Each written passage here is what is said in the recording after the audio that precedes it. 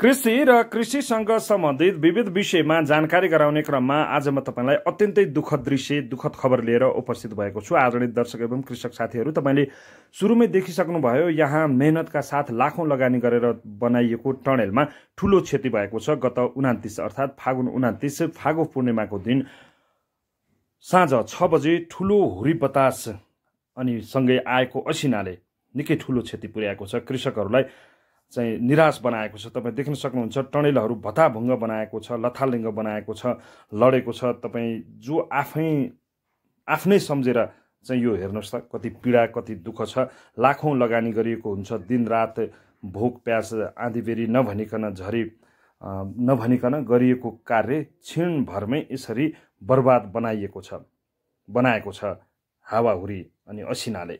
यो दृश्य मकवानपुर जिल्लाको थाहा नगरपालिकाको दृश्य हो र विशेष गरी वडा नम्बर 3 मा निकै ठूलो क्षति भएको छ। केही क्षति वडा नम्बर 1 मा पनि र केही क्षति 4 मा पनि भएको छ।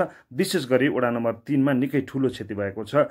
करोडौंको क्षतिको अनुमान गरिएको छ। घरका छानाहरू छैनन्, कतिपय टनेलहरू त बर्बादै बनाएको छ, पक्की टनेल पनि बर्बाद बनाएको अवस्था छ।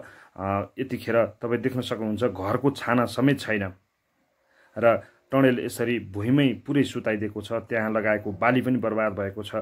कृषकहरू निराश छन् र यो प्राकृतिक प्रकोप तपाईँ हिलटेक देख्न सक्नुहुन्छ, हावाले उडाएर खोलामा नै पुर्याइदिएको छ टनेल पनि।